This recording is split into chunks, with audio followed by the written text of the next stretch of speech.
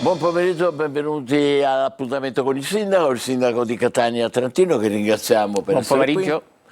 Allora, cominciamo subito con le notizie delle ultime ore. Avete avuto un incontro con la Premier Meloni e il Ministro Musumeci in aeroporto dopo che la Presidente del Consiglio era stata a Niscemi. Notizie per noi? Fin dall'inizio di questa calamità il Presidente Meloni comunque ha subito manifestato la sua vicinanza a Catania, ci siamo sentiti spesso e mi aveva detto che appena possibile avrebbe subito fatto un salto, ma c'era prima da adempiere ad altre esigenze, quali per esempio la proclamazione dello stato di calamità naturale, che ricordo è stata dichiarata con un record inedito rispetto al passato. Quindi oggi è venuta, abbiamo rappresentato un po' qual è la condizione dei nostri territori. Per quanto riguarda Catania ci siamo soffermati perché il Presidente Meloni, ricordiamolo che Catania è la città più grande guidata da Fratelli d'Italia, quindi ha un occhio di particolare riguardo, pertanto ha voluto sapere quale fosse la condizione attuale, la possibile stima dei danni e tutto quello che stavamo facendo. È stato un confronto assolutamente proficuo con quel tipo di profilo che piace al Presidente Meloni e, se mi consentite, anche a me, cioè quanto più basso, senza eccessivo rumore. Per questo non è voluto andare a vedere i luoghi in cui si è verificato, che comunque ha sorvolato e quindi ha potuto rendersi conto dall'alto con l'elicottero di quale fosse la situazione. Abbiamo quindi tenuto a precisare la cosa più importante, perché è stata fatta troppa sterile polemica sul fatto che siano stati destinati solo 100 milioni alle 3 regioni colpite dal maltempo. Per cui sarebbero in Sicilia 33. Esatto, per cui in Sicilia sarebbero 33. E giustamente ha ricordato che in Emilia, in cui tutti dicono il governo ha dato 2 miliardi, sì, ma il primo stanziamento fu di 30 milioni. Quindi è chiaro che poi questi soldi arriveranno nel momento in cui procederemo con le ulteriori stime, con gli ulteriori rendiconti, fermo restando che già prevede un ulteriore versamento molto a breve. Questo è per tacitare anche le malevoli dichiarazioni di qualcuno, perché vede, questa esperienza ci ha insegnato che nelle condizioni di disastro, di calamità, gran parte della comunità reagisce bene. Poi purtroppo c'è anche qualcuno che invece strumentalizza, per carità la politica è fatta anche di questo, strumentalizza gli episodi per provare a farsi un po' di propaganda. Noi infatti alle 14 nel telegiornale di Telecolor abbiamo dato notizia che la stessa Meloni ha preannunciato un decreto proprio per i finanziamenti necessari a tutte le... E aggiungo anche che naturalmente, visto che fu oggetto di una delle mie specifiche richieste che le rivolsi qualche giorno addietro, mi ha detto che allo studio del Consiglio dei Ministri anche un ulteriore decreto del Ministero dell'Economia con cui consentire gli sgravi tributari, le esenzioni tributarie più che altro a chi ha subito danni. Ma questo è molto importante anche questo. Grazie Sindaco per avercelo detto. Adesso parliamo dell'imminente festa di Sant'Agata, che vuole essere sobria e simbolica, cioè anche per restituire speranza a una città ferita di un nuovo orgoglio. Il programma è stato diffuso questa mattina, vediamo qualche particolare e poi commenteremo con il Sindaco. Occhi puntati sulla festa di Sant'Agata 2026, non solo per raccontarne i momenti più intensi, ma perché sarà un'edizione sorvegliata speciale, più sobria, carica di significati, pensata per restituire normalità a una città segnata dal ciclone Harry, e poi perché è stata presentata la candidatura della festa come patrimonio mondiale dell'UNESCO, quindi ci saranno delle persone qui a Catania a controllare fisicamente quello che faremo noi tutti quanti, quindi mi auguro che tutti quanti facciano la loro parte. Oggi è stato presentato il calendario degli eventi culturali e sportivi collaterali della festa, che quest'anno celebra i 900 anni dalla traslazione delle reliquie di Sant'Agata. Tra gli appuntamenti principali della settimana dello sport agatino, il pomeriggio del 2 febbraio c'è la Coppa Sant'Agata. E normalmente siamo stati fortunati perché chi vince poi nel corso della stagione sportiva ha sempre preso medaglie agli europei. Spazio anche alla musica e alla legalità, con i concerti dell'1 e del 2 febbraio al Teatro Massimo, e poi le novità della mattina del 3 in Piazza Duomo. La banda dell'Arma dei Carabinieri aprirà la processione per l'offerta della cera. Alle 10 la sfilata dell'opera d'arte partecipativa Tu sei Agata dell'artista Domenico Pellegrino. 300 persone porteranno il velo quello realizzato con ricami e centrini donati da cittadini di tutto il mondo. In serata il grande concerto con i giovani del Conservatorio, il coro di voci bianche e il coro lirico siciliano diretti da Francesco Costa, con la partecipazione straordinaria del flautista di fama internazionale Andrea Griminelli, un omaggio di Confindustria Catania. E come sempre il cuore della festa batte in diretta dal 3 al 6 febbraio, le nostre dirette non stop su Antenna Sicilia, Telecolor e in live streaming sul sito Sicilia Web. Non mancate questi appuntamenti. Sindaco, vuole commentare un po' come il programma? Come ne pare? No, credo che sia stato detto tutto. Abbiamo voluto accentuare questo lato un po' più, non dico austero, ma più partecipativo senza rumore. Ecco perché la scelta intanto ieri di non aprire il municipio per il solito ricevimento, proprio per dare una forte immagine di coesione a quella nostra comunità catanese che si è mostrata coesa durante il ciclone Harry.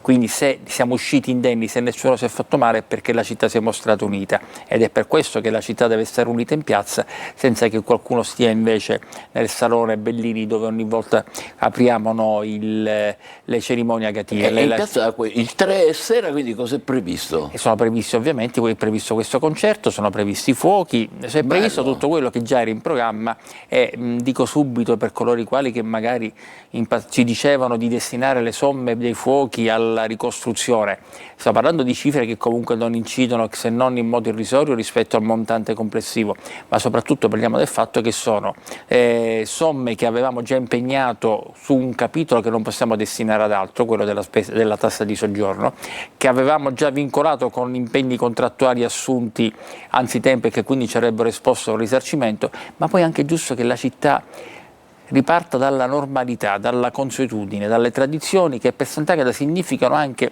economia, significano indotto, significano tantissimi turisti che vengono a vedere la nostra Santa Patrona e la nostra festa meravigliosa. Quindi ricordiamo, in mezzo a tutte le iniziative che sono state segnalate, al posto del ricevimento la sera del 3 ci sarà questa bella manifestazione in piazza. Il sindaco, intanto però è stata rinviata anche la partita Catania-Trapani, che era prevista per il 6. Sì, venerdì sera era prevista questa partita e quindi su una richiesta concorde abbiamo noi, o meglio hanno il Calcio Catania, la prefettura, ovviamente sorretta dal comune, ha chiesto alla Lega il differimento della partita perché non eravamo in condizioni di dare il giusto apporto con la forza pubblica, perché la loro esposizione già durante il ciclone Harry, poi per la festività catina, non avrebbe consentito di avere un numero di unità di forze dell'ordine sufficienti per garantire l'ordine pubblico, e quindi abbiamo convenuto sull'opportunità di un differimento. I cantieri sono aperti sul lungomare e nelle prossime ore dovrebbe aprirsi un tratto da Piazza Nettuno a Piazza Mancini Battaglia a senso unico, vero? Sì, stanno superando un ultimo ostacolo che mi hanno comunicato poco prima di entrare io in studio, per una questione di Jersey, ma dovremmo farcela ad aprire stasera, nella peggiore delle ipotesi domani mattina, ma io conto sul fatto che già possiamo aprire stasera. Vediamo un attimo qualche particolare in più. È di nuovo percorribile parte del lungomare di Catania, che pian piano cerca di risollevarsi dai danni causati dal ciclone Harry. Si torna a transitare, seppur in una sola carreggiata, a doppio senso di circolazione, non potendo superare la soglia di sicurezza che rimarrà sin quando non sarà ripristinata la parte interessata dal crollo. La notizia è stata comunicata ieri pomeriggio sui social dallo stesso sindaco trentino, che ha voluto così accelerare i tempi per limitare al massimo i disagi legati alla viabilità, mantenendo la parola durante la visita domenicale del Presidente del Senato La Russa. New Jersey in cemento che delimitano il tratto di Viale Artale a Lagona, maggiormente interessato dal cedimento strutturale causato dalla furia del mare. E nelle prossime ore è prevista la riapertura al traffico da Piazza Nettuno a Piazza Mancini Battaglia, ma con una novità: la carreggiata lato mare sarà interessata dall'inizio dei lavori di rigenerazione che condurranno all'abbattimento del ponte di Ognina. Tutto questo comporterà l'esigenza di rivedere il piano di circolazione, considerato che le due corsie rimanenti saranno a senso unico in direzione Ognina. Dalla parte opposta si userà soltanto la via Barraco. Vuole aggiungere qualcosa? Analisi perfetta, puntuale, quindi non devo aggiungere nulla. Bravissimo Tonino. Allora, invece c'è una cosa interessantissima, a Villa Pacini hanno fatto la pulizia degli spazi verdi, ed è un progetto di inclusione sociale e lavorativa che è promosso dal Comune con la prefettura, il tribunale per i minorenni, l'ufficio di servizio sociale per i minorenni, l'Università di Catania, ed è destinata, qui stiamo vedendo le prime immagini, a giovani che praticamente hanno dei provvedimenti penali o civili e vengono impiegati nello spazzamento manuale e in supporto a quello meccanizzato della GEMA nell'Ottocento. E qual è il senso di questa iniziativa? Un'occasione concreta di crescita, di dignità, di reinserimento. Dico bene, Sindaco? Assolutamente sì, soprattutto il sistema penale minorile è sbilanciato verso un tentativo di risocializzazione dei minorenni che subiscono il processo e che vengono condannati. Quindi abbiamo noi voluto approfittare di questa straordinaria sinergia che c'è per il Tribunale per i minorenni e con le altre istituzioni che lei ha citato, proprio perché questo lavoro di pubblica utilità sia per i ragazzi anche un modo per capire il valore, non voglio dire del sacrificio, ma comunque del lavoro pulito come occasione di riscatto sociale, perché molte volte bisogna dare dei punti di riferimento per chiedere un cambiamento nella vita di ciascuno, e credo che quello che si sta facendo, che si sta promuovendo, vada nella direzione che tutti auspicano, far capire ai ragazzi che il lavoro è qualcosa che poi gratifica e che permette anche di sviluppare economia pulita. Molto bello questo. Allora, facciamo una breve pausa e poi toccherà a voi. Allora, 342 74 55 005 per i WhatsApp e la mail sicilia24focus@telecolor.it. Dobbiamo fare in fretta, break e poi di nuovo in diretta al sindaco di Catania Trantino. Un messaggio. Eccoci di nuovo in diretta con il sindaco di Catania Trantino, che è pronto a rispondere ai vostri messaggi sia WhatsApp che su mail. Vediamo se dalla regia mi dicono che sono già pronti i primi. Eccolo qua, appuntamento. Buongiorno sindaco, le chiedo come mai i mercati rionali e storici al finire non lasciano pulito come avviene in quasi tutte le città. Tutto questo ha un costo non indifferente per la collettività. Ringrazia ed è Stefano Rinaldi. Ne abbiamo parlato qualche altra volta. Ne abbiamo parlato altre volte, d'altra parte il signor Stefano Rinaldi dice una cosa che anche io spesso mi sono chiesto, e devo dire che anzi rispetto al passato la situazione è notevolmente migliorata, perché adesso con alcuni operatori abbiamo stabilito un rapporto di maggior reciprocità, nel senso che noi evitiamo di intervenire per contravvenzionarti se tu però fai la tua parte, conferendi i rifiuti regolarmente. Questo non avviene ancora in tutta la fiera.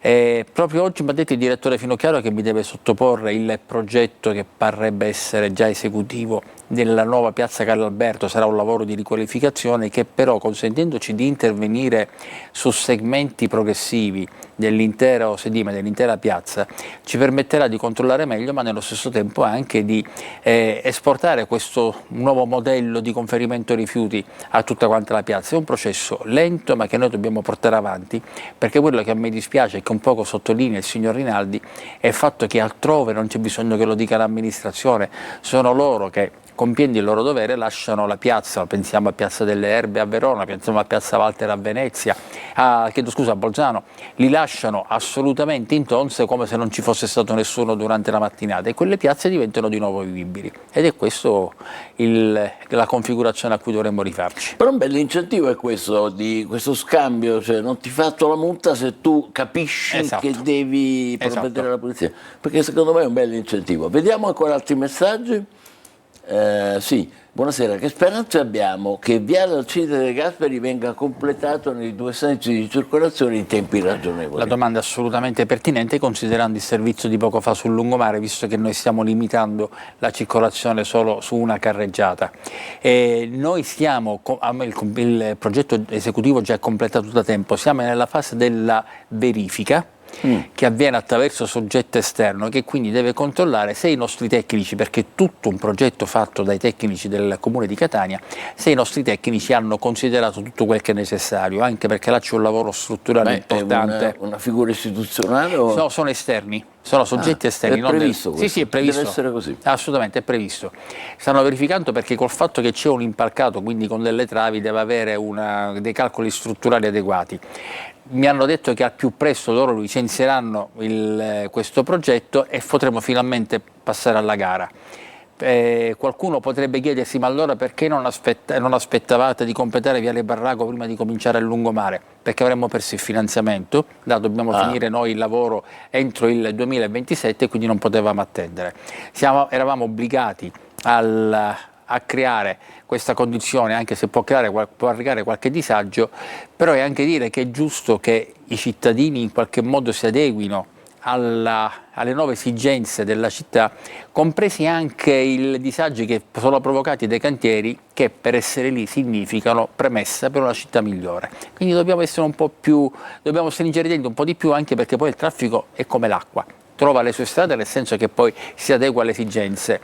Non è un caso che una delle alternative che stiamo prendendo in considerazione, perché ovviamente rimoduliamo sempre i nostri interventi, è aprire al doppio senso di circolazione Viale Vittorio Veneto tra Corso delle Province e via Gabriele D'Annunzio, in modo da permettere a chi volesse di salire in alternativa a via Martino Cilesti per andare a prendere la circonvallazione. Beh, questa è una notizia molto molto interessante. Bene, vedremo. Adesso ancora altri messaggi dalla regia. Grazie. Buongiorno Sindaco. Via Plebiscito da via Garibaldi fino a via Forlanini è una groviera piena di buche anche a strisce, dove si rischia di cadere anche a piedi.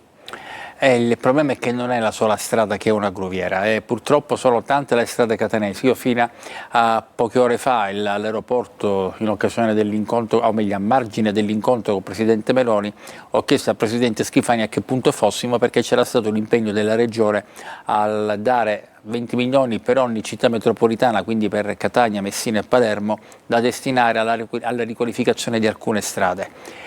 Noi stiamo aspettando che ci diano queste somme per cominciare. E Schifani che le ha detto? No, Schifani mi ha detto che adesso avrebbe sollecitato il direttore Lizio affinché questo accadesse. Perciò ora io anche chiamerò Lizio, anche se purtroppo Lizio è pure quello che si occupa dell'emergenza in atto, quindi alla fine deve rispondere di troppe cose, ma noi, siccome quella dell'estate sta diventando una vera e propria emergenza, perché la situazione è anche un rischio all'incolumità dei cittadini, noi qualche segnale lo dobbiamo dare. Quello che desidero dire ai telespettatori: noi siamo consapevoli dei tanti problemi della città, credo li conosciamo tutti, non voglio essere superbo. Se non interveniamo è solamente perché non abbiamo le risorse per farlo. Quindi stiamo per questo noi provando ad agire nell'unico modo in cui possiamo, andando ad attingere a risorse extracomunali. Abbiamo l'impegno che questo accada, ma non dipende solo da noi, fermo restando che dipende da me il fatto di sollecitare e magari accelerare quest'iter. Perfetto. Andiamo avanti, grazie. Buongiorno Sindaco. Via Plebiscito da via Garibaldi. No, quella di prima. Ah, questa è quella di prima, sì, ha ragione. Evidentemente non sono stato chiaro, devo ripetere. No, è stato chiarissimo. Ci sono altri messaggi, se no parliamo d'altro con il Sindaco, vediamo. Arrivano altri messaggi, ancora un secondo di pazienza, vediamo.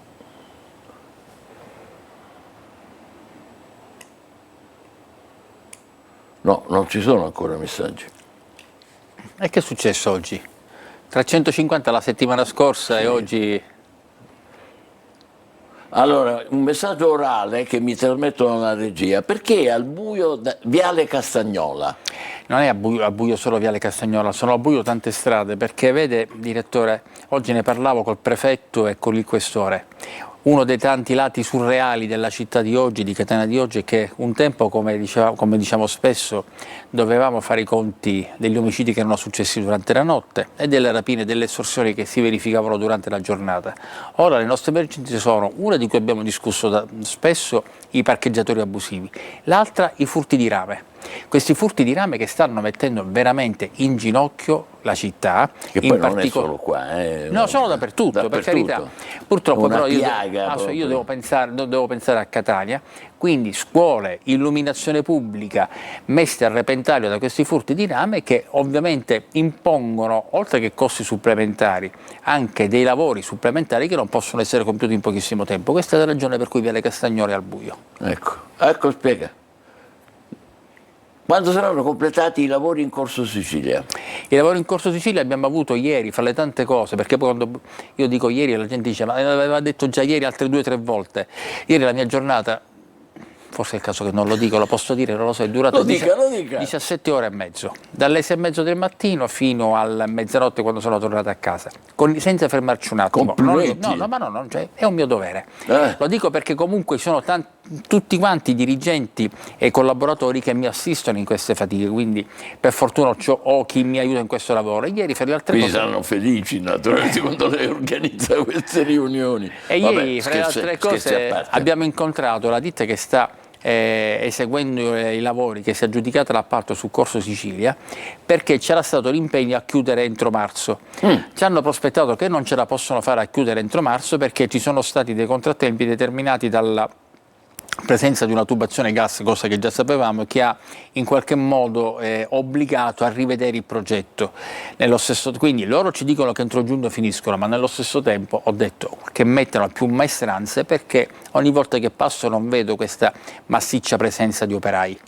Quindi, ma comunque entro giugno deve terminare perché per legge deve terminare. La sua stilettata è arrivata, Sindaco.